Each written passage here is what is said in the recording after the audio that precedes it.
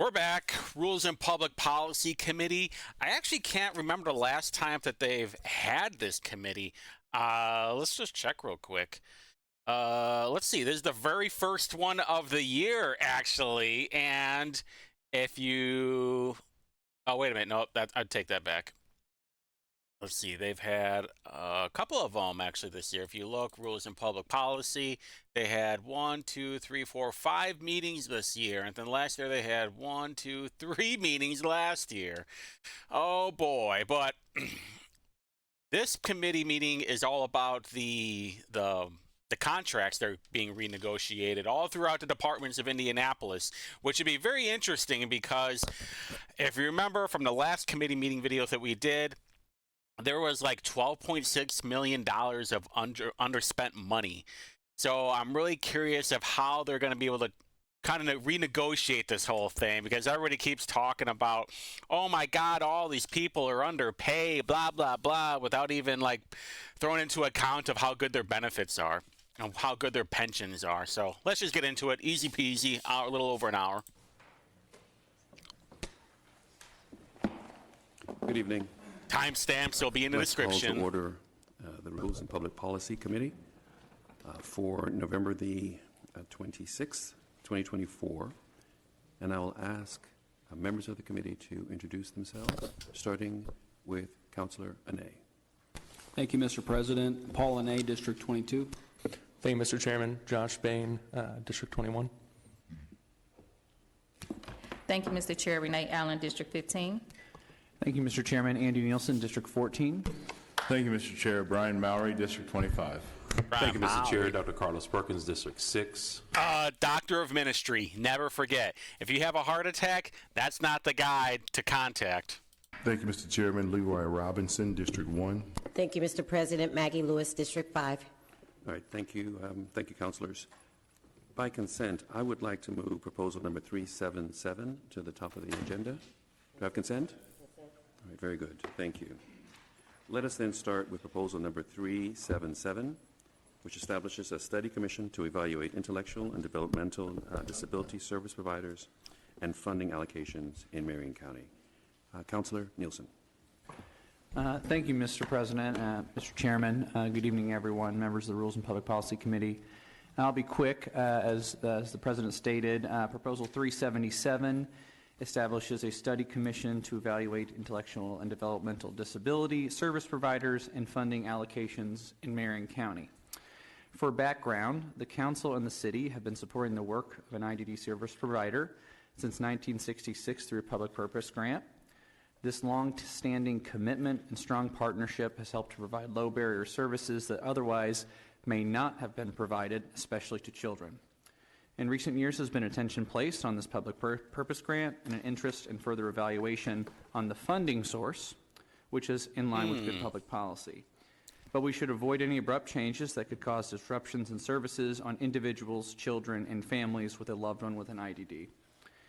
Chairman Barth, who I know is here tonight, and I, with the support of President Osley, have been working with experts and providers on the best way to go about this process in a public and transparent way that ensures any potential changes do not adversely impact individuals and families receiving services. The proposal before Unite members is the product of that engagement and work. Proposal 377 recognizes that the Council needs some more information and perspective from experts in this incredibly complicated field and from those with actual lived experience. The Commission will be tasked with considering a number of variables in its study and creation of any potential recommendations. I'll point you to Section 3 of the proposal, with, again, a particular focus on evaluating and leveraging the current levy that funds these services. The Commission will be counselor-led, but includes experts, industry professionals, and those with lived experience.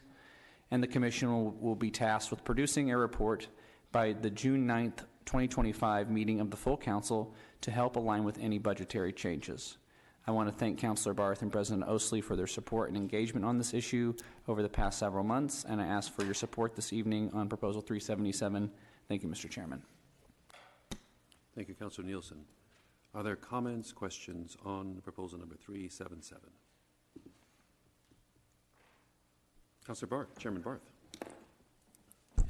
Thank you, Mr. Chair. I'd like to thank you and for your support, and Councilor Nielsen for his hard work on this. This issue is personal to me, as I have a brother with Down syndrome, and I've worked my entire career in the Medicaid space, and often in conjunction and partnership with and on behalf of people with disabilities and intellectual disabilities around health care. And looking at this issue and thinking it through very carefully, meaning what can we do from a policy perspective to really think hard about how we allocate these resources to get the best benefit for the city, but most importantly for people with IDD in Marion County. It really needs a thoughtful, careful process. So I really appreciate Councilor Nielsen's careful process of going through and putting this together very carefully. As we worked through this, we took the opportunity to speak with a lot of people in the IDD world, including the ARC of Indiana, and notably the Indiana Institute on Disability and Community, which is in Bloomington and is the center at IU that really focuses on policy related to people with disabilities, not only in Indiana but across the nation. And some of the feedback we got from them, this was the first time they've seen a city or county really dig into this issue and take it with the seriousness that it deserves, and apply a lot of thoughtfulness and careful consideration to how we apply these funds going forward. So I think it's a big opportunity for us in Indianapolis and Marion County. Really? You think so? Something positive that I think could potentially be a model for the rest of the state and possibly the country. So thanks very much for your time, and I appreciate your support. So very interesting, because do you know who John Barth works for? Well, let's check out his LinkedIn with the pronouns he, him. He's the Vice President of Business Development for Molina Healthcare. And you're probably wondering, well, who is Molina Healthcare? Well, they are a Fortune 500 company that is focused exclusively on government-sponsored healthcare programs for families and individuals who qualify for government-sponsored healthcare. How convenient that Andy Nielsen, who has a policy background, has now teamed up with John Barth to say, oh, let's see how good we can get, if we can get things better for government health care, for the guy who is the vice president of business development for a Fortune 500 company that exclusively on government-sponsored health care. Handshakes and hand jobs. And when did he start? 2023. March of 2023. How convenient that when he comes up to his second term, which we knew that no one was going to run against him, because there's no way for anybody to beat him, because he has like Butler area and is super fucking blue over there, that now all of a sudden he got this great cushy job working at Molina Healthcare. Absolutely disgusting. Don't ever trust these people. There's always some kind of background reason of why they're pushing for this stuff. Very good. Thank you, Mr. Chairman. Leader Mowry. Thank you, Mr. President. I'm very much so in support of this proposal. I just had a question on, is there I would imagine with this type of proposal, we're studying, how the dollars are being spent and where they're going, that organizations may come out that have not previously received funding. Is there an opportunity for those organizations to then receive funding or to be considered for future funding? Councilor Nielsen. Thank you, Mr. Chairman. Thank you, Leader Mowry. Just the first part of that, you'll notice in your agenda packet this evening letters from a number of service providers that do work in our city. But I think the long and short is yes, possibly. I think that's the entire point.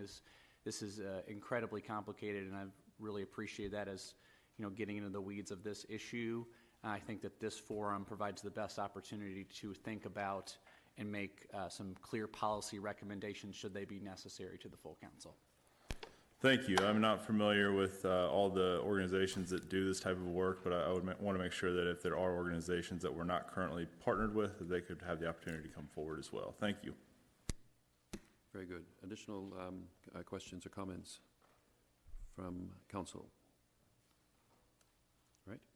Hearing none. Is there anyone in the room with an interest in proposal number 377? Hearing none. No, because no one cares. Madam Clerk, let us take a roll call. Thank you, Mr. Chair. Councilor Renee. What is Leroy Robinson laughing about right here? Councilor Allen. Yes. Counselor Bain. Aye. What are those two laughing about? Oh, sorry. Sorry, everyone, give me just one moment, please. What, they May goof I up? please have a motion? There we go. Perkins move. Is there a second? Second. All right. Madam Clerk, now maybe take a roll call. That's what they're It's laughing. been a day. That's what Start they're over. laughing about. Counselor Renee. They have a motion. Counselor Allen. Aye. Counselor Bain. Aye. Counselor Lewis. Counselor Mowry. Aye. Counselor Nielsen. Yes. Counselor Perkins. Perkins, yes. Counselor Robinson. Chair Osley. Chair Osley, aye. Thank you, Mr. Chair. Thank you very much. The next item on our agenda this evening relates back to our controller, Ms. Abby Hansen. Proposal numbers 343, 344, 350, 355, 356. Ms. Hansen, I think you have a presentation for us. Microphone. Sorry, I flipped the wrong way. Good evening, members of the committee. So I, with your approval, will go ahead and cover the proposals that you listed in the beginning. Okay. Please proceed, yes. So these are, I'm presenting the 5 fiscal impact statements for union negotiations that have a tentative agreement. In the audience are representatives of city, county agencies and departments, as well as union leaders and members. Here, if we need to deviate from the fiscal aspect of this presentation.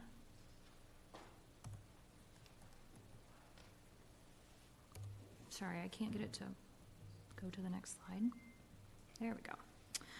As a reminder, Municipal Code Section 291-610 requires the controller to prepare and present a fiscal impact study before a union agreement can become effective. As you're aware, the majority of our labor contracts will expire at the end of 2024, so OFM has spent the last several months negotiating new contracts.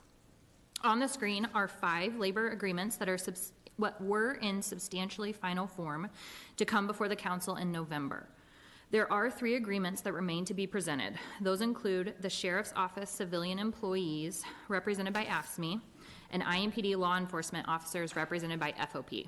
Funny enough, Rick Snyder has blocked me today for criticizing him. I'll talk about that more next week, though.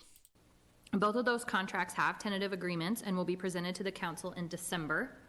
And then finally, OFM continues to work with the Public Defender's Office on a new contract for their staff. It's a new agreement. We haven't had one in the past. But because it's a new agreement, we aren't necessarily under the same set deadlines for the contract to be complete by the end of the year. So its timeline is a little more fluid. Before I start reviewing the individual agreements, I wanted to remind the council of the landscape that OFM was in when we started negotiating this year. I believe that the raises you will see presented tonight are fairly substantial, and I want to review why that's the situation that we're in. So these agreements were last negotiated in the fall of 2020, and we were still very deep in the uncertainty of COVID, and that impacted the agreements that we finalized. All the agreements were negotiated on substantially similar terms. Financially, they were very, very similar. With no raises in 2021 or 2022, and 2% in 2023, and 3% in 2024. I do want to clarify that there were some instances where staff saw raises on their hourly rates in 2021 because they forewent another benefit and moved that to their salary. However, the city budget did not dedicate substantial resources toward union salaries in either 21 or 22. So in 2021, the city was greatly impacted by the change in the employment landscape and recognition that our wages were falling behind. We worked that year to implement a compensation study to non-union staff. There were a subset of union employees that were impacted, specifically those that didn't have their hourly rates set in the collective bargaining agreements. For example, the county AFSCME and Sheriff's AFSCME did receive increases, but only a small percentage of union employees were included at that time. And I do want to acknowledge that employees who weren't included in the compensation study did receive year-end appreciation or retention bonuses in 21, 22, and 23. So staff did receive monetary recognition for their hard work and sacrifice, but it wasn't necessarily through the labor agreements that were negotiated at that time. The last set of contracts had very standard increases, and the contracts before you tonight are not like that. Okay. The 2025 increases are what I would consider right-sizing salaries, so we definitely front-loaded more of the increases for people to feel the impact now, and then the out years of the contract are a bit more standard raises as prior contracts have been. Next, I want to cover the high-level overview of how we're going to fund these contracts. First, the 2025 budget did include a 3% raise for union staff.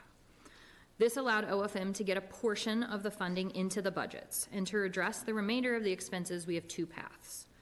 First, some agencies and departments have underspend in their budgets that are able to be repurposed toward raises without fully needing new money. For example, fleet services staffing has been a challenge, and they have funds that can be reallocated toward raises before we need additional budget dollars to cover the shortfall. Second, OFM left about 3% of our income taxes unbudgeted this year to intentionally fund the union contracts. The raises being presented to you are not fully accounted for in the 2025 budget, and by leaving them unbudgeted, it allows us to shift the funding where it's needed at the end of next year. Which brings me to my next point, that we will plan to do an additional appropriation at the end of 2025, so we are appropriating the funds that we need, that we know we need at that time, rather than doing it now or doing it early in the year when it's just a pure estimate of how the staffing and the personnel expenses will play out. I believe that we will need to come appropriate those unbudgeted income tax dollars for this purpose. But I also believe that we will be able to work collaboratively to ensure that we live within our 2025 means, because these contracts were seen as vital both from the management and the labor perspective to ensure that that we have resources to provide our most basic public services.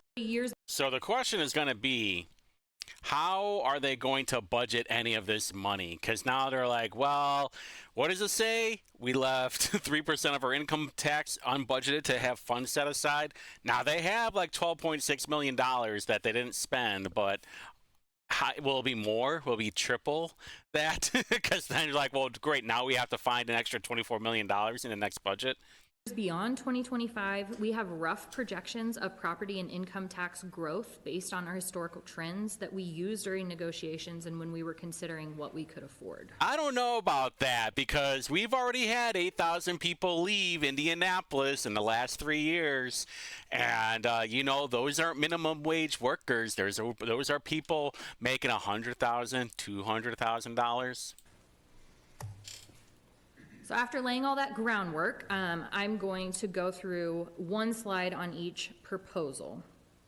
So the first proposal is 343 between the city, AFSCME, and the Departments of Public Works, Business and Neighborhood Services, and Animal Care.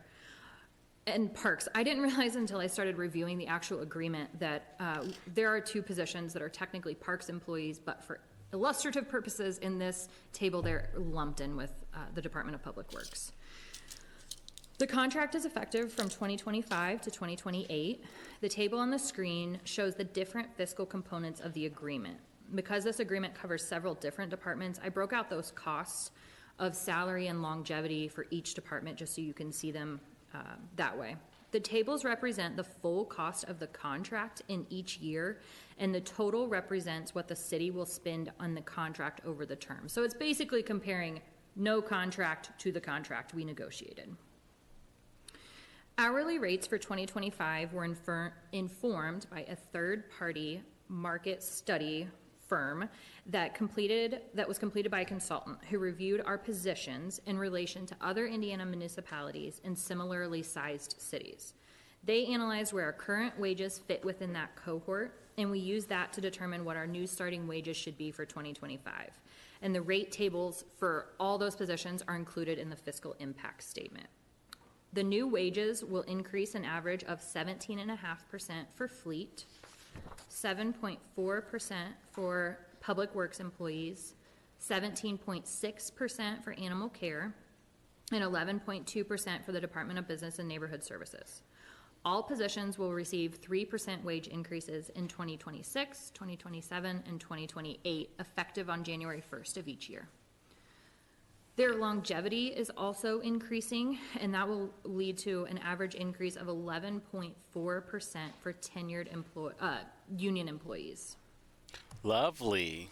Next is Proposal 344 between AFSCME and the county auditor, assessor, Uniforms, are you clerk, kidding and me? surveyor. This agreement is from 2025 to 2027. Their salary increases were across the board, so they negotiated 5% in 2025 and 4% in 2026. Yes, sir. Madam Controller, we have a question here. What is this all about? Thank you, Mr. President. I'm sorry, you went through the breakdown of the increases pretty fast. Do you mind repeating those? I caught that animal care control was 17.4%. I caught the 7.4% for somebody. So do you mind? Yes, thank you. I will read them back to you. They are in the blurb of the fiscal impact, just so you don't have to write that all back down if you don't want to. I missed that.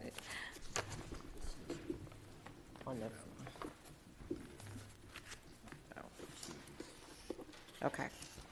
Thank you. You don't have to. The chairman pointed them out. Thank you. Thank you, Mr. President. Continue? Yeah, please continue. Okay, so County AFSCME, they have negotiated 5% in 2025 and then 4% in 2026 and 2027. They also added a retention bonus provision that is paid one time when employees have hit the 5-year, 10-year, and 15-year years of service. To appreciate the many employees who have already served the city for more than 15 years, they will receive a one-time bonus in January of 2025. So that's why 2025's number looks larger than those other years, because there will be smaller numbers of people getting that bonus. Additionally, there's a small cost for the assessor and surveyor to ensure that their employees have boots and protective gear for identified field positions. You know what's so funny about that, especially if coming from like a blue collar trade, is like we have to buy all that stuff ourselves, like boots, tools, whatever. And these guys are like, no, the taxpayers will give you money for boots and whatever, while you have like one of the best benefits there are for city government. Oh, next it's so is Proposal annoying. 354 between the state FOP and the sheriff's office covering their deputies and detention deputies. This contract goes from 2025 to 2028. The major change in this contract was resetting starting salaries. In 2025, the starting salary for a deputy will go from $48,000 to $58,000, and detention deputies will go from $41,500 to $52,000. Damn, that's a hell of a bump. Earlier this year, KPMG completed an analysis for the sheriff's office on their salaries and among other topics, and they found that starting salaries were lagging the surrounding market. I'm happy to report that these starting salaries will improve our ranking in the cohort around us. So for deputies, their longevity is also going to start sooner. It's going to start at the completion of their 3rd year of service, where right now it doesn't kick in until the end of their 7th year. The longevity was also updated the formula was updated, so they're getting each year, it's a little bit more than it was in the past. And then in the contract, specialty assignments such as K-9 or CERT are being handled differently. Employees will receive an additional $1,500 in compensation, capped at $2,500 annually. Additionally, field training officers who are assigned to train new staff will receive $1,000 annually, and then an additional 8% on their hourly wages for the hours in which they're training, which is not a program they had in the past. Overtime is listed here, and it represents the assumption that their current overtime is just going to go up by the factor that their wages are going up. So However, hopefully, this contract will improve our staffing and overtime expenses are going to stabilize and I would hope at some point decrease. But we look at these as kind of like, what's the worst, I would say a little bit, worst case scenario, the most it could cost us. Well, that's a good plan, actually, because I can guarantee you it's not going to help. And I'm calling it right now. What is today, the 30th, 29th, whatever it is? November 30th, right now at 7 o'clock p.m. that this is not going to help at all because you still have a shitty mayor and you have a shitty prosecutor with a shitty prosecutor's office. Proposal 355 covers the agreement between the fire department and Local 416 professional firefighters. Their salary increases for 2025 are 10%, 3% in 2026, 4% in both 2027 and 2028. Also accounted in the salary line here is is that employees will be picking up an additional 3% pension contribution. Today, the city pays 3% on their behalf. They're going to pay it next year, and we were able to use that shifting to give them just a higher increase. Longevity is currently based on 0.5% of a 25-year firefighter's salary.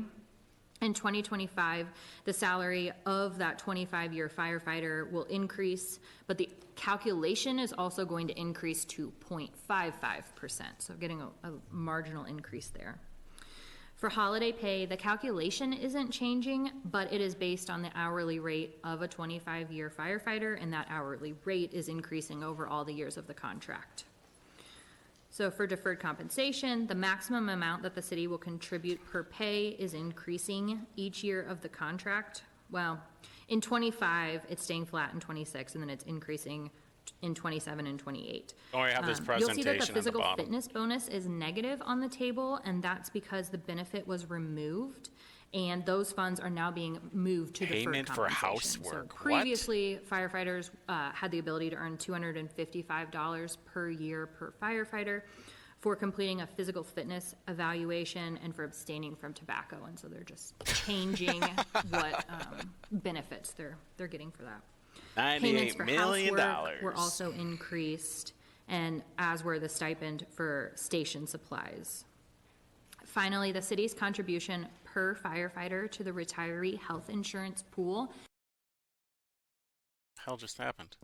will stay the same in 2025 and 2026, but will increase to increase $10 in 2027 and then another $5 in 2028. That's crazy. Look at that. That is a dramatic difference. What is like $130,000 from third?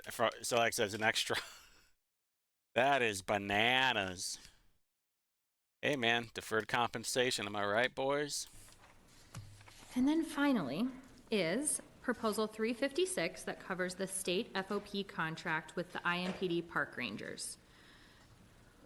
How many park rangers are there? This contract only covers 8 employees, and so that's why the amount is significantly smaller than you would see on many of the others. This contract's been expired since 2020, and there have been some policy discussions between IMPD and the Parks Department about the long-term vision. So therefore, we negotiated just a 2-year deal to get back on the negotiating schedule and to give us a little bit of time to figure out what the plan is. In 2025, employees will receive a 5% salary increase and 4% in 2026. There is an amendment on this proposal that I assume we will deal with after I get done talking and you answer questions, to remove the longevity impact from the fiscal impact statement. So currently, park rangers used an older version of the patrol officer longevity schedule. And since the 2 contracts are unrelated and their negotiations weren't on the same pace when we were doing this, we plan to change their longevity, the park rangers' longevity, to match the methodology we use in a lot of other agencies or in a lot of other contracts. However, as the contract was being drafted, we realized that the employees would receive a reduction in their longevity. It was fairly minor, $300 max, I think, but that wasn't our intention. And so we have agreed to just keep that status quo. So longevity is no longer going to change. And that's what you'll see reflected in your amendment. And then finally, the clothing allowance was increased from $1,000 to $1,200 per employee. Jeez. That's the end of my presentation, but I did want to end by saying that I'm happy to report that after these agreements, 99% of union employees will have wages that are above $18 an hour, which I know has kind of been a benchmark in some ways, or an aspiration for the city, and so we are extremely close. Excellent. Thank you, Madam Controller. I believe we have... Oh, that's because, like, some people deserve $18 an hour and some people don't. Like, if you're just shoveling poop, like, are you really worth $18 an hour that any dipshit can do? Some questions from members of the committee.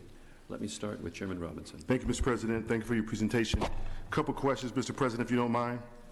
Please proceed. First question is, what is the total overall fiscal impact to our budget each of these years with all these raises?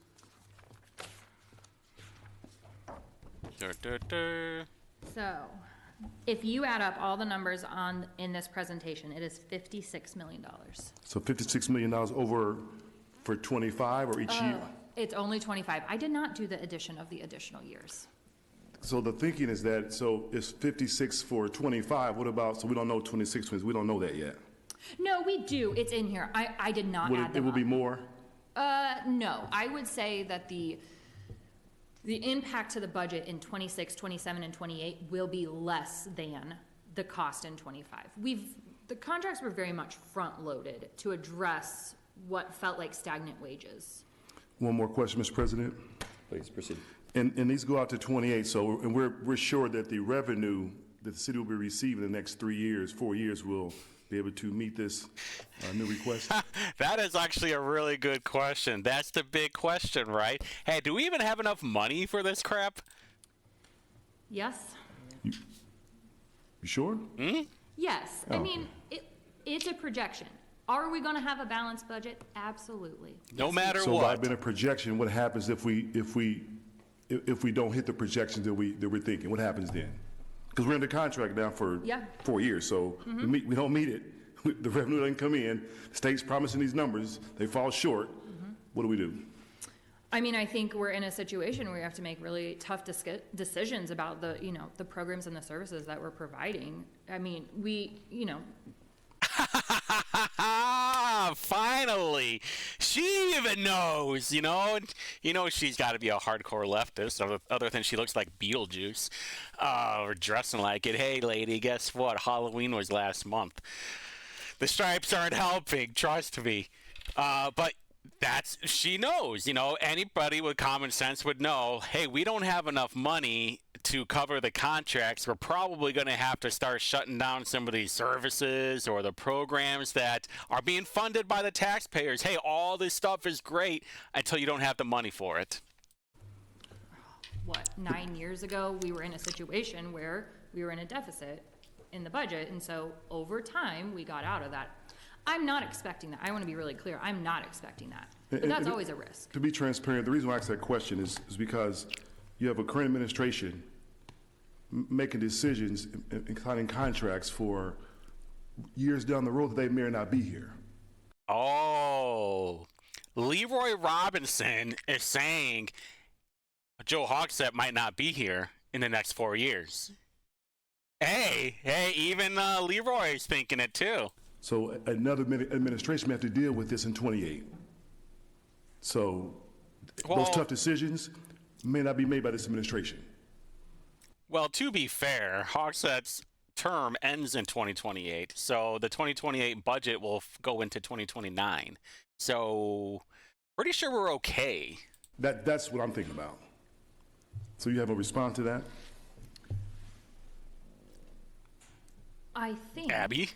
if my math is correct, the current administration will introduce and adopt the 2028 budget. Okay. Thank you, Mr. President. Very good. Additional questions? Minority Leader Maury. Thank you, Mr. President. So these will, correct me if I'm wrong, these will require an additional appropriation for the 2025 budget, correct? Yes. Okay.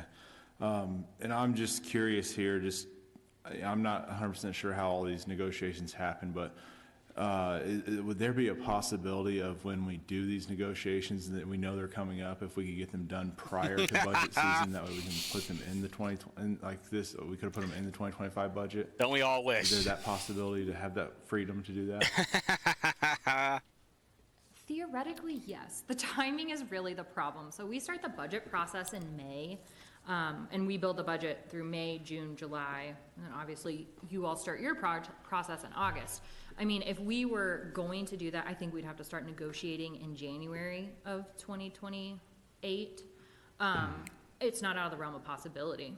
Okay, I don't think that timing should be a problem if we know the contract's coming to an end and we're going to have to renegotiate. So if we can forecast that, I'd hope moving forward that we can look at this in a light of having these negotiations done prior to budget season. That way these can be put into the budget. That way we know the budget is truly balanced if that's what we're presenting. Thank you. Well, to be fair, I know for like Wayne Township, they started contract negotiations really early, mainly because of that.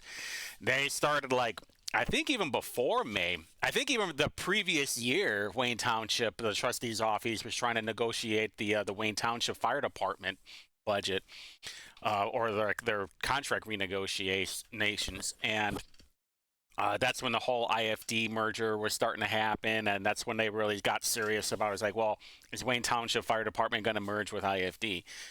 So, but as a city government, the mayor's administration, one would think, hey, maybe we should start talking about this a year before the contract is going to end, so that way we're ready for budget time.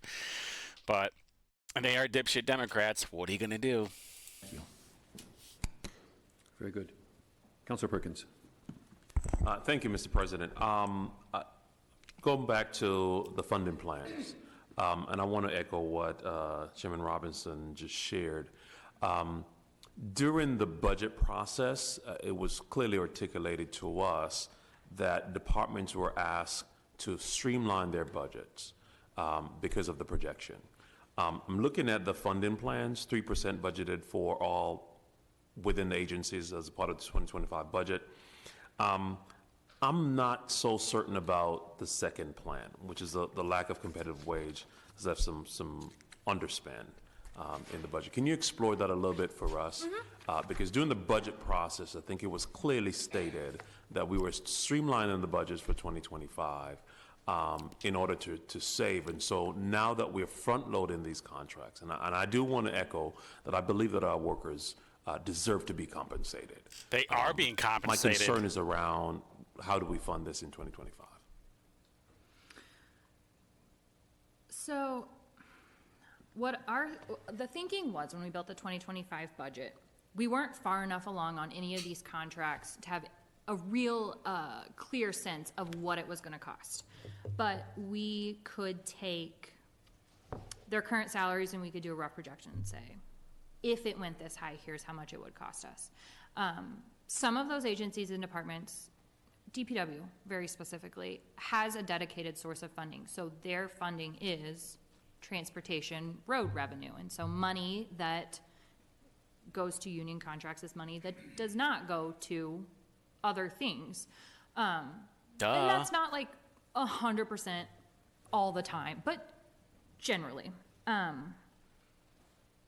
So each agency was treated a little bit differently. We set aside a pot of money that we felt would be reasonable to negotiate with, and we've done our very best to live within that pot of money. I think your question was specifically about having underspend. So, I presented to council last week, admin and finance, and I think there's about $12 million in character one underspend that's being transferred to other characters out of the 2024 budget.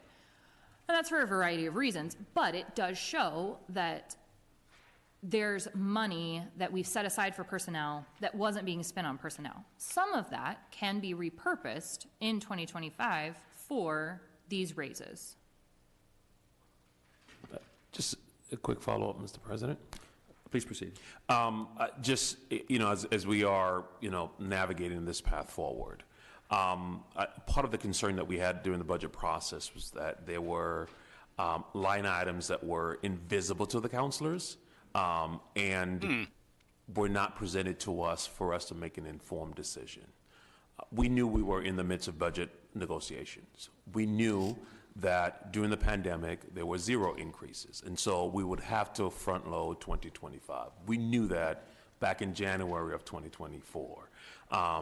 But I think as we are thinking through now, you mentioned a number of 56 million that we'll need to right size for 2025. I think during the process, we need to know that.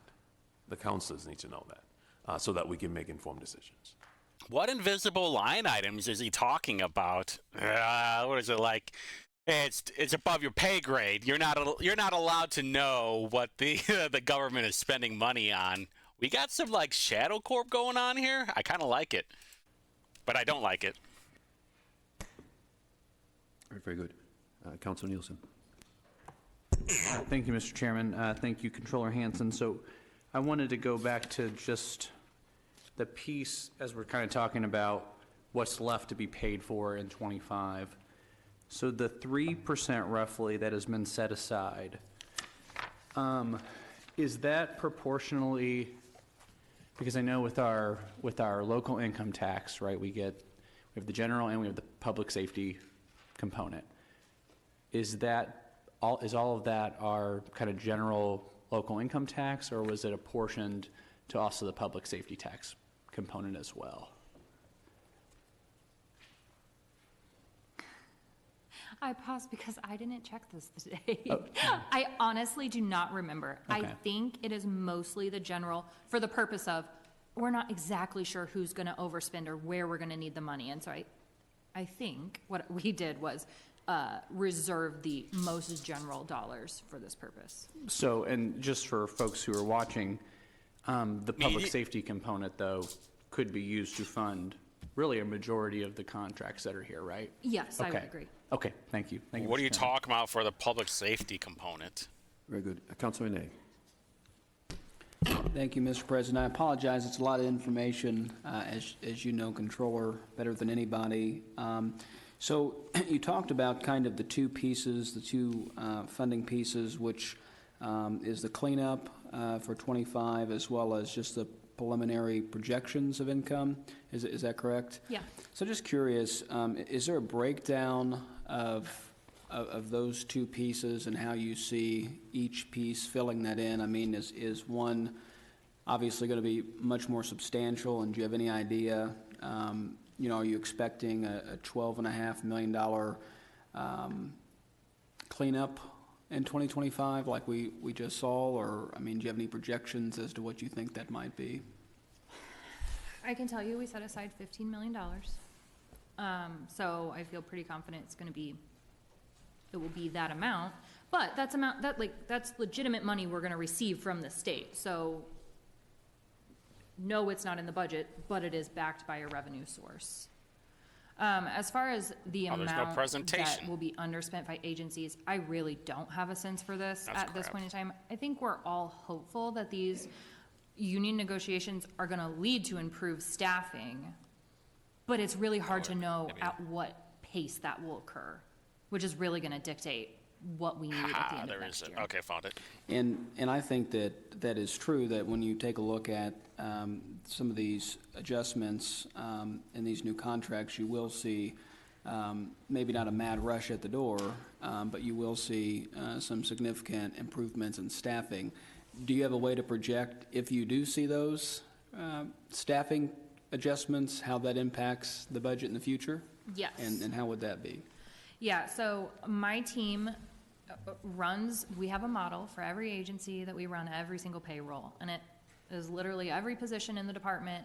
Are they vacant? Are they filled? Are we going to fill them this month? Are we going to fill them next month? And so it's kind of like this running total of how much do we think we're going to underspend each agency. We meet about, we talk to agencies and departments about that. We make informed hiring decisions about it. So, if we got in a situation where it's like, hey, we're really spending a lot faster than we thought, we're going to have to slow down a little bit on hiring or, promotions or whatever it can be. But we're very tuned in to that personnel spending. Sure. And I just would finish up, Mr. President, by thanking both those on behalf of the city and the unions, many of whom are in the audience tonight, for working very judiciously and very hard the last few months and getting to a place of agreement. And I think I like to see the numbers we're seeing. Just want to make sure that we're being thoughtful as it relates to making sure that the city's in a financial stronghold over the next 4 years. And I particularly want to compliment the work that was done for the sheriff's office and the deputies. I was with the sheriff's office for a very, very brief stint, and I know that those deputies have been looking for something of significance for some time, and I'm glad to see what appears to be us moving in the right direction. So thank you. Very good, thank you. Additional comments from councilors? All right, hearing none. Is there anyone in the audience with an interest to speak? Oh, what do we got here, boys? Good evening, everyone. Stephen Quick asked me, Local 725 President. I just want to give a couple updates.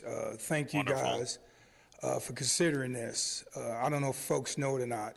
The last 10 years, our employees receive less than 1% because of the challenges with the budget. So normally, the budget's been balanced on the backs of the people that do the work, which is the Department of Public Works. I think some of the confusion is they'll say, who's really public safety, and it's our guys. Like this week, right before Thanksgiving, they'll be out on the roads fighting the snow and getting it up like they do the potholes and things like that. If that don't get done, the police, fire, nobody can do anything. What we've done, I've been here 40 years, over 30 years as a leader of our union. We never had market analysis to compete. We were 75 or 80 positions down. In fleet service, they over 25 positions down. Folks are leaving, going to the private sector. So we had to be creative and figure out how to do a couple things, right? One, retain folks to keep them here and attract folks to come in.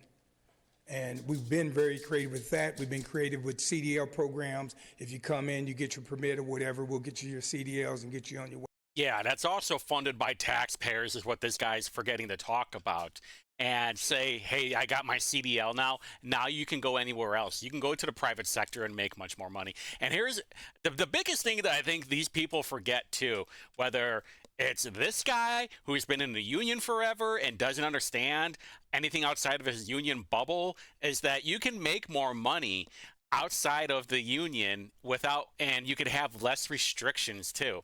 Plus, like, your union funds a whole bunch of Democrats that want to destroy this company. Honestly, if you're a union member and you're proud to be a union member, but you're voting for the destruction of this country, because now you have all these midwit migrants coming in here that can do your job for pennies on the dollar, and then it's going to replace you. That's what the code of the union is now. They don't care about everyday workers that are in the neighborhood. They only care about how much money can I get and how much money can I give to politicians so I can get more contracts. Way to be a driver, and we do the training and things like that. It ain't easy. We got a lot of routes we have to cover this winter. Oh no! It takes bodies to get that done, and it takes talent. So I just want to say, I just want people to think that. I don't want people to just look at the money and think, man, this is a lot of money. You know, the union's getting off like a bandit. No, we've been a partner. We've been strong. We've been patient, like I said, over the last 10 years. And some of those years, maybe 4, we got total 0, just so people to know. Yeah, but how good are your benefits? Like, are you paying $500 a month for health insurance, or are you not? And that's like the balance of it. Sure, you're going to make more money from the private sector, but your benefits are going to be crap. But if you work for the union, you're going to be making more money, but you're going to be restricted on how fast your promotions can be, how fast you can raise up the ladder, because it's just the next guy that's in line. It doesn't matter if he deserved it or not. So I want to thank you for 2 things. What? One, for hearing our proposal for our budget for all the employees that's well deserved for it, and hoping that you will support it. And 2, for the money that you talked about in last Thursday's meeting for the buildings. Some of our buildings that the employees have to work out of is over 50 years old. and they are in real bad shape. So that money that's put aside to refurbish some of the buildings, make decent restrooms and things like that is a big morale booster for the employees, and I want you guys to know that. So I wanted to thank you for that. Thank you for thinking about the employees, how to retain employees, how to pay them for the service they do, recognize that they're public safety, and wish all you guys a happy Thanksgiving and a Merry Christmas. Thank you. Okay, for those out there, listen, there's Kwanzaa. You can't say Merry Christmas anymore, man. You have to say Happy Holidays. Thank you very much. Any additional comments from the audience? Seeing none. Comments from members? Yep. Madam Leader. Mr. President, I move proposal number 343 to the full council with a due pass recommendation. We have an amendment. Sorry, there's an amendment. You should have in front of you amendment for 356. All right. Do all members have a copy of the amendment? Do that. That's the only thing that you need to vote on is just the Oh, amendment. is the amendment not move it forward? Okay. The rest of it just goes with Ready for that? consent. Madam Leader. Thank you, Mr. President. Try this again. I move amendment agreement summary in Exhibit A to proposal number 356, 2024 by deleting the language that is stricken through and adding the language that is underlined. She walked through all the changes. Mr. President, I so move. Second. Right. The motion's been properly moved and seconded.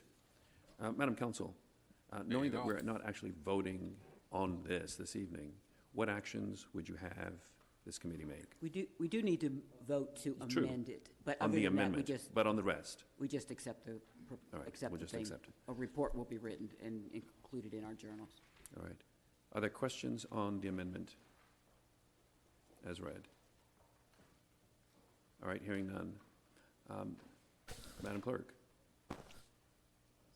Thank you, Mr. Chair. Take roll call for the amendment.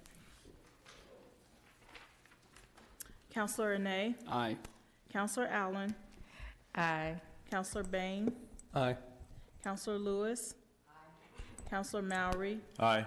Counselor Nielsen. Yes. Counselor Perkins. Perkins, yes. Counselor Robinson. Chair Osley. Aye. Thank you, Mr. Chair. The amendment passes. All right, very good.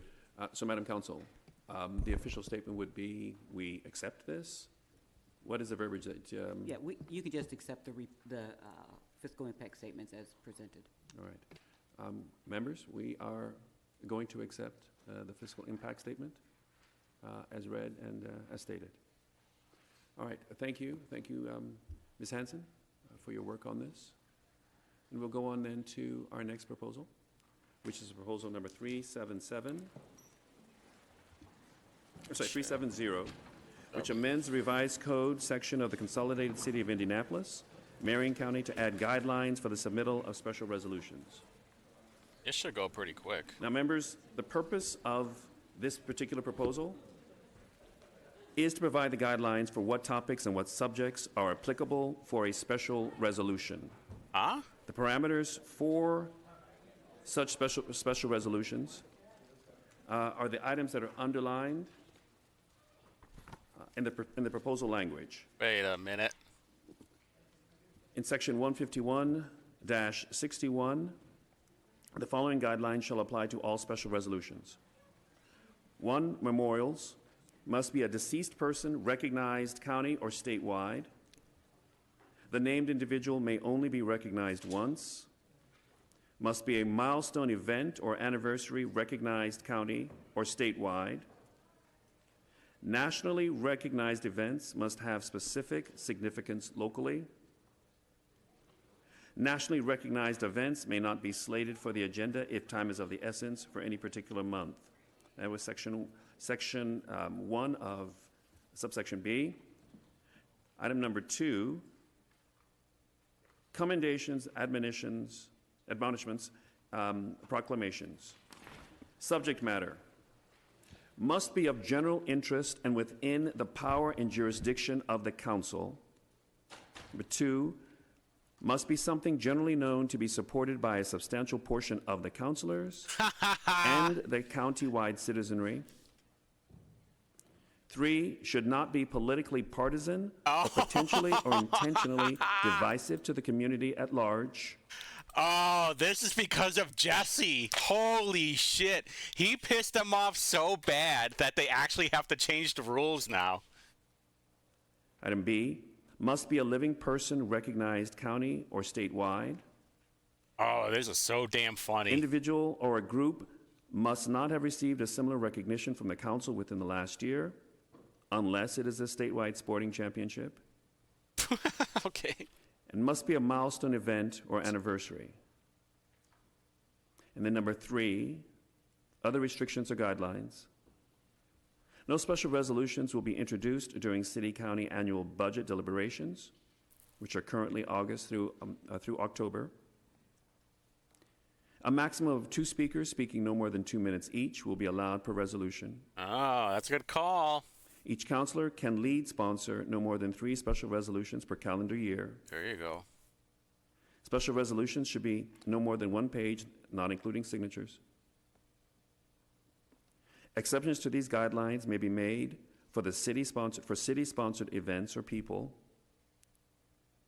The president shall have the power to make the final determination as to whether a matter meets the guidelines spelled out herein or determine which matters will be added to the agenda.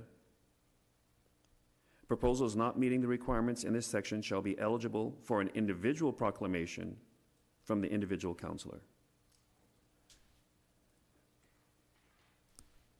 Committee members, questions or comments? Come on, questions. Councilor Bain. Yeah, let's go, boys. Thank you, Mr. President. Really appreciate your work on Proposal 370 and do support it. Members of the committee, I do have a few amendments that are included in your agenda packet that I'd like to discuss. I know we have a long agenda, so come on, we have like 20 minutes left. We're good. Move through them, but happy to go into as much detail as you'd like and answer any questions you might have. The first amendment that I'd like to draw your attention to is amendment number 2. So, Mr. Chairman, I respectfully move that Proposal 370, 2024 be amended by adding the language that is double underlined and by deleting the language that is double stricken through in the highlighted portions below. Subsection D, number 6, pass across the desk resolutions, which will be treated and introduced in the same manner as a special resolution. However, there will be no presentation or speaking time during the council meeting. There will be no limit on the number of pass across the desk resolutions that a counselor may submit. And I so move. All right, the motion's been properly moved and seconded. I'm sorry, Councilor Bain, you had more? Yeah, I was just going to discuss the amendment, if you're okay with that. Okay, all right. Very good. Yeah, so the purpose behind this is because, each city councilor has the ability to do proclamations on our own. And with this new proposal of us, being limited, which again I support, on the number of special resolutions we can do, I noticed that we did not have a way to do what's called a pass across the desk resolution, which is something that a lot of legislative bodies have. And basically what it would look like is if a counselor had a special resolution they wanted to do, but they didn't want to do it in a full council meeting, or maybe the recipient isn't able to make it down to a full council meeting, but there was a big event in the district that we wanted to do the special resolution for, and again, the occasion is worthy of something bigger than a proclamation. This would then give that counselor or number of counselors the ability to do that, present that special resolution in the district. What it would look like on the agenda, it would be very similar to how we handle MDC resolutions, where, let's say, you had 5 pass across the desk special resolutions considered for a full council meeting.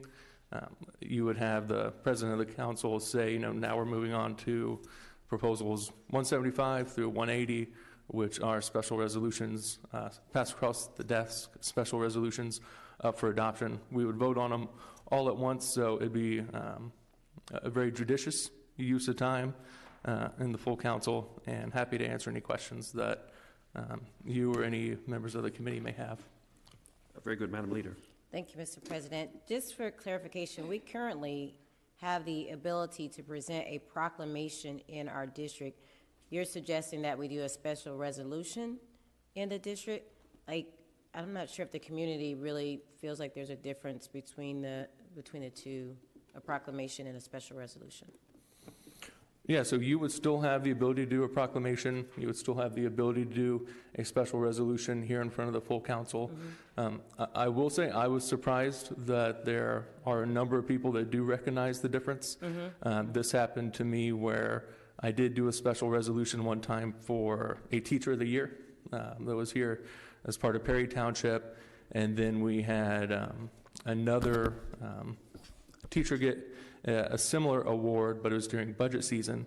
So I did a proclamation, and it was actually a topic of discussion, was that there is a difference between a proclamation that, you know, just the clerk of the council and that district councilor signs versus a special resolution.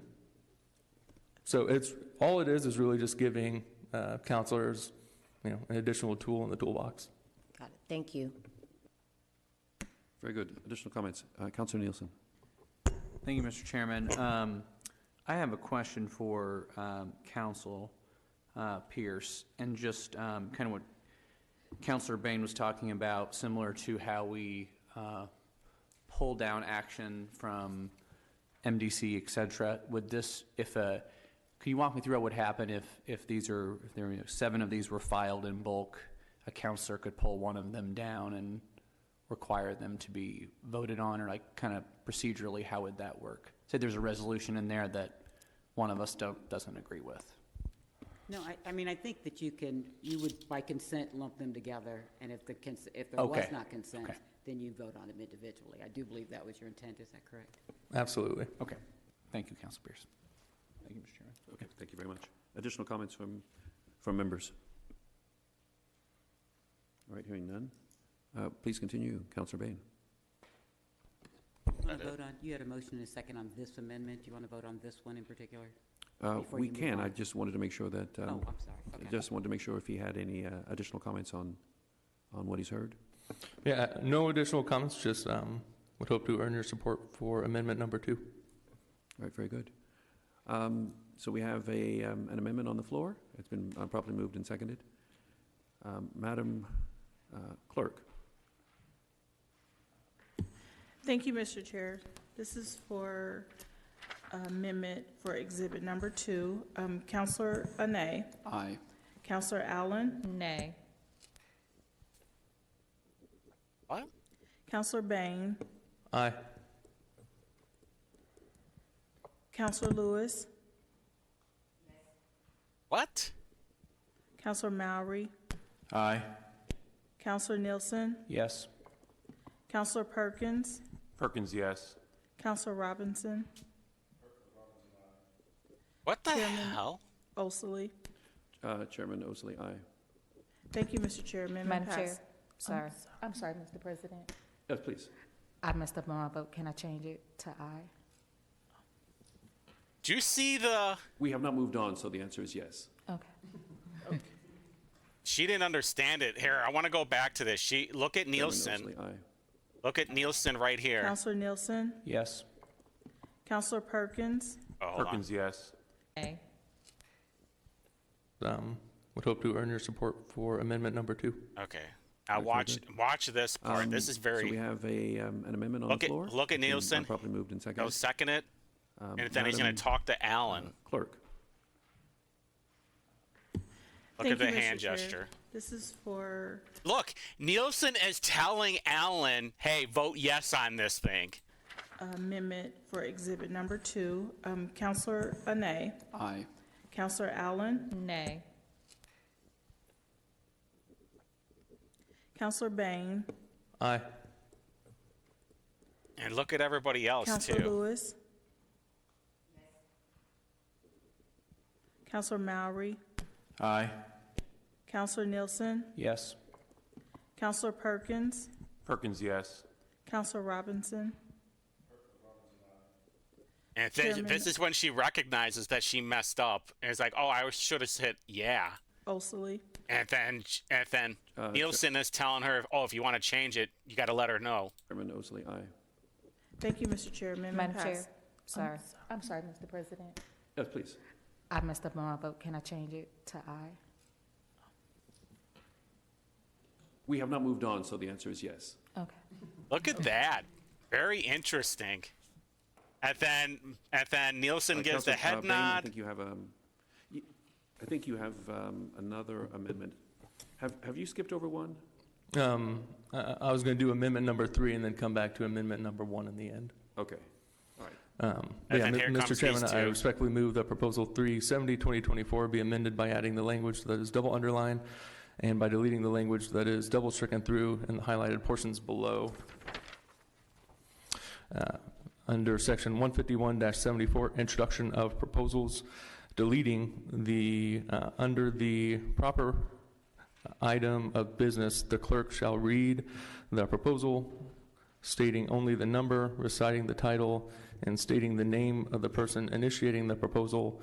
After each proposal is introduced, the president shall state the committee to which the proposal is referred, or if the proposal has been previously referred to a committee, the committee to which the referral was made, adding the language, all proposals listed for introduction shall be assigned by the president to a committee. These proposals shall be considered introduced without being read by the clerk when the agenda is adopted by the full council. The council's journal shall specifically include a section entitled Introduction of Proposals. This section shall include the introduced proposals listed by number, the name of the councilors that introduced it, and a digest summarizing the proposal. Mr. President, I so move. All right. Motion's been properly moved and seconded for this amendment. Are there comments from councilors? Councilor Bain, you had more. Yeah, thank you, Mr. President. So, like I said, this has to do with the introductions of proposals.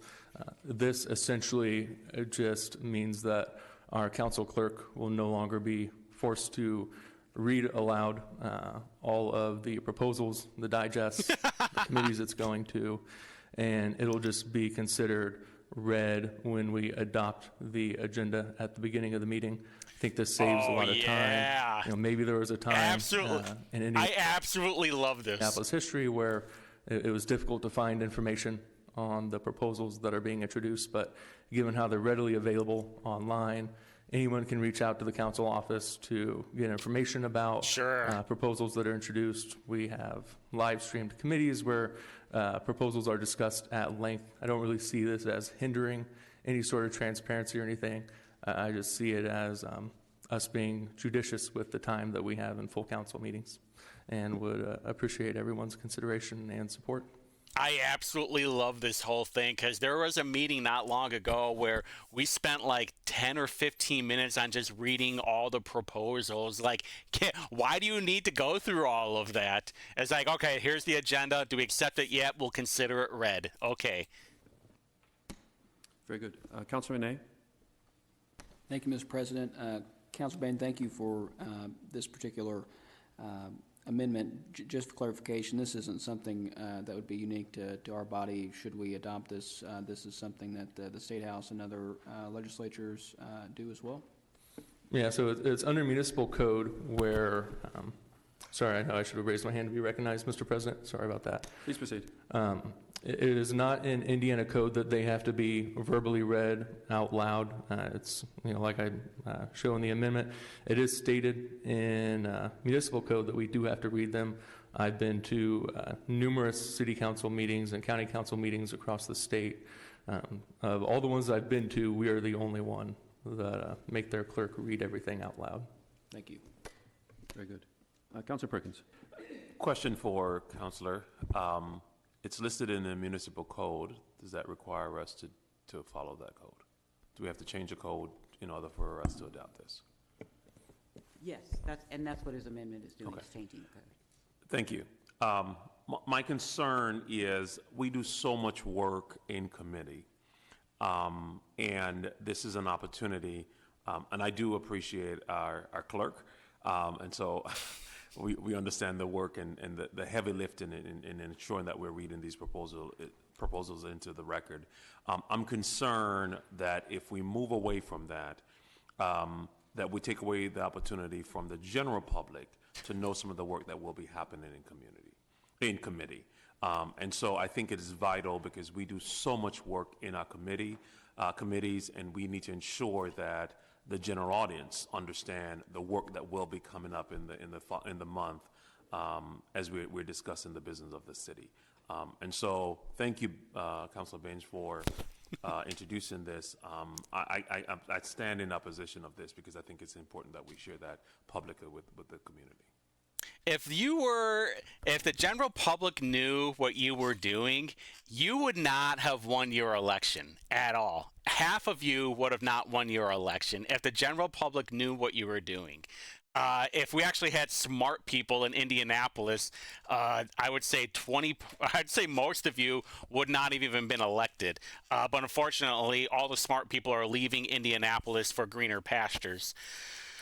So we don't need to be spending like 10, 15 minutes on reading 20 different proposals because people are too lazy. People don't go to committee meetings. People don't watch this stuff like I do. This is fine by me, honestly. If you want to know what they are, just go to the agenda. And besides, like, you have all... Here, let me show you a perfect example of the agenda.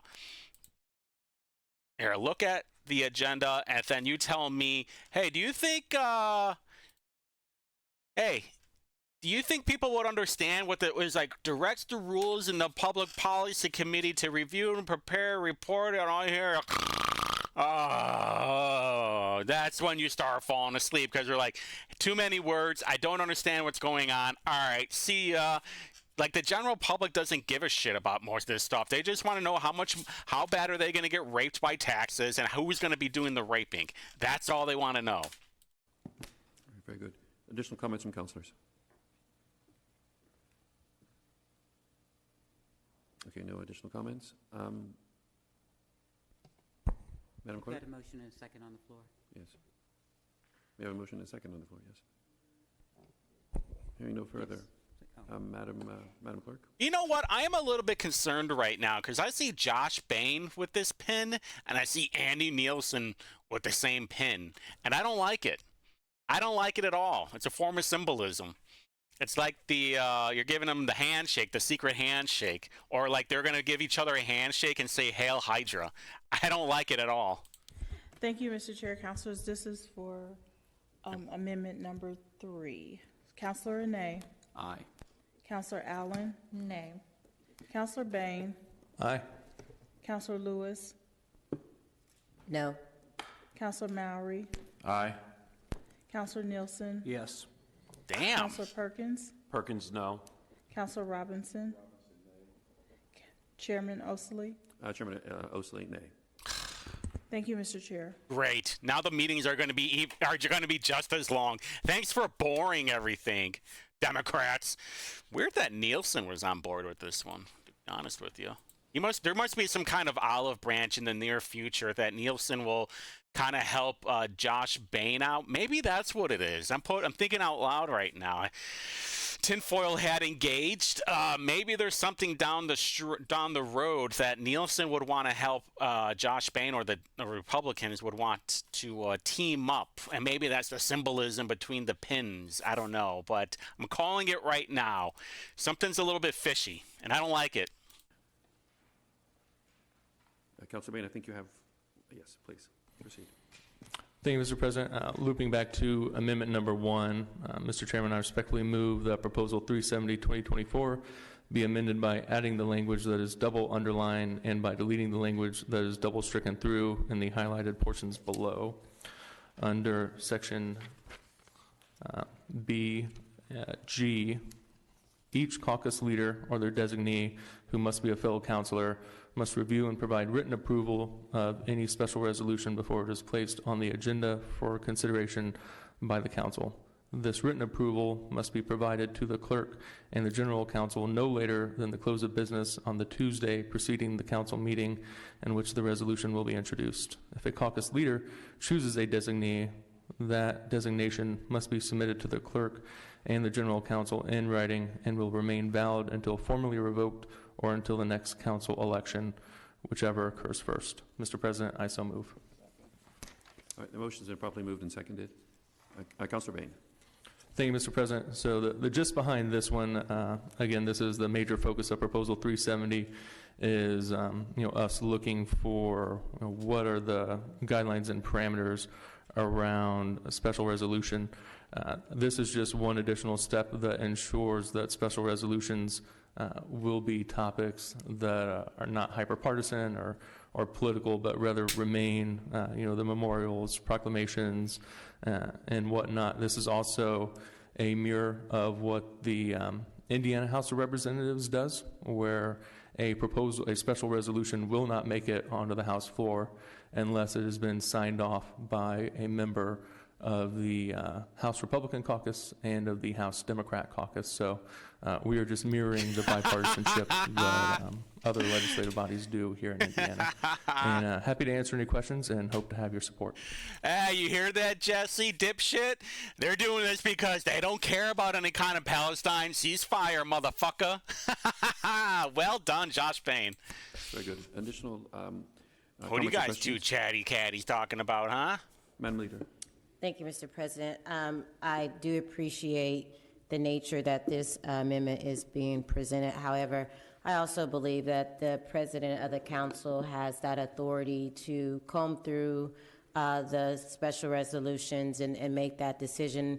We, in a bipartisan manner, elect the President of the Council. So again, I believe that authority should remain with the President of this body. Thank you. It's getting struck down. Here we go. Wonderful. Councillor Bain. Thank you, Mr. President. I would just point out that this does not delete the previous section F right above the amendment that still clarifies that the President does have ultimate authority over the agenda. That is their purview. We elect the President of the Council, just like the House of Representatives elects the Speaker of the House. The agenda is ultimately their discretion. So this isn't necessarily us taking that authority away from him. Right, very good, thank you. Additional comments from councillors? Come on, pass it, baby. Right. This motion on amendment has been properly moved and seconded. Madam Clerk. Thank you, Mr. Chair. Councilors, this is for amendment number 1. Councilor Nay. Aye. Councilor Allen. Nay. Councilor Bain. Aye. It's going to get struck down, Councilor isn't Lewis. Councilor Mowry. Aye. Councilor Nielsen. No. Councilor Perkins. Perkins, no. Whatever. Councilor Robinson. Chairman Osley. Chair, no. Right, 1 and 2. Thank you, Mr. Chair. All right, so we've got a proposal on the floor right now, proposal number 370. This is fucking awesome. Amendment to it. I'm so happy about this right now. Comments from I got to councillors? check Jesse's Twitter right while this is running. Any comments from councillors? All right, hearing none. Is anyone in the room with an interest in proposal 370? Please come forward. Oh, here we go, boys. And Madam Clerk, if you will start the clock. Hello, my name is Katie Blum. I'm a resident of District 2 in Indianapolis. I urge the committee to vote no on Proposal 370. This proposal adds subjective criteria for introducing special resolutions and gives the Council President unilateral power to decide whether a proposal meets the criteria or to make exceptions. Let's be clear, this is blatant retaliation against the ceasefire resolution. It only serves to add insult to injury to the hundreds of constituents who advocated for such a proposal for 5 months, only to see it stricken from the agenda without even being read into the record. In fact, by striking 358, the Council showed that 370 is redundant. Apparently, any special resolution deemed unfit by a majority of the Council can simply be removed from the agenda by a vote. It seems the Council now wants the authority to stifle even the mention on the agenda of any proposal you find divisive. This sits in stark contrast to your commitment by passing Proposal 357 to create a culture where all are, quote, empowered to contribute peacefully to our civil and political discourse. What is a special resolution if not an attempt to contribute peacefully to political discourse? Womp womp, cry more. Those who disagreed could have simply voted no and answered their constituents' emails as to why. It's when folks feel these attempts have been ignored that they start shouting in meetings. Proposal 370 limits the official channels through which the community members can engage the Council on issues that are important to us, increasing exasperation at feeling unheard. Again, I ask that you vote no on this proposal. But ultimately, no matter what measures the council takes to impose order disguised as peace, there will always be those in this city who speak up for justice, without which there can be no true peace. There are plenty of tangible ways this city remains complicit with the genocide of Palestinians, and residents will continue to speak out for the U.S. to stop arming Israel, for an immediate and permanent ceasefire, and for a free Palestine. Blah, Thank you. blah, blah. I see old Katie has done the, what is the 3B or the 4B thing. Hey, you know, you shaving your head is just like having blue hair. We know what you psychopaths, we know how to identify the psychos. Are there any additional comments from the audience on proposal number 370 as amended? I mean, obviously the mask is a big, Seeing none. is a giveaway. Councilors, any additional comments? Mr. President, I move proposal 370 as amended to the full council with a due pass recommendation. All right. The motion Yeah! is seconded. Madam Clerk. Oh, I can't Thank wait you, for Mr. our Chair. Monday's meeting. Counselor Renee. Counselor Allen. Aye. Counselor Bain. Aye. Counselor Lewis. Lewis, aye. Counselor Mowry. Aye. Counselor Nielsen. Yes. Counselor Perkins. Perkins, yes. Counselor Robinson. Chairman Osley. Oh, I love it. Chair, aye. Thank you, Mr. Chair. Proposal passes as amended. Very good, W. Thank you. Do we have anything else on the agenda for this evening? That it? All right. Properly moved and seconded. Thank you, councilors. We're adjourned. Oh boy, that is just too good. So now you can never have it. I mean, Jesse, I just checked his Twitter too. He hasn't talked about it at all, which is very, very funny. He has been kind of on the DL as of late. So unless I missed it. Wait, when that was just the latest one. And he's going on tangents about other crap. But I don't see anything about 370, which is great. So yeah, I will be there on Monday, getting a haircut tomorrow, so I look nice and dapper. I got to check my suit and everything. Maybe I'll wear the cowboy outfit. I'm not sure, because we're going to be roping in all the crazies this year. Maybe. Pretty wild stuff, though. Love it. I don't know what we're going to do about the money. That's going to be a big problem.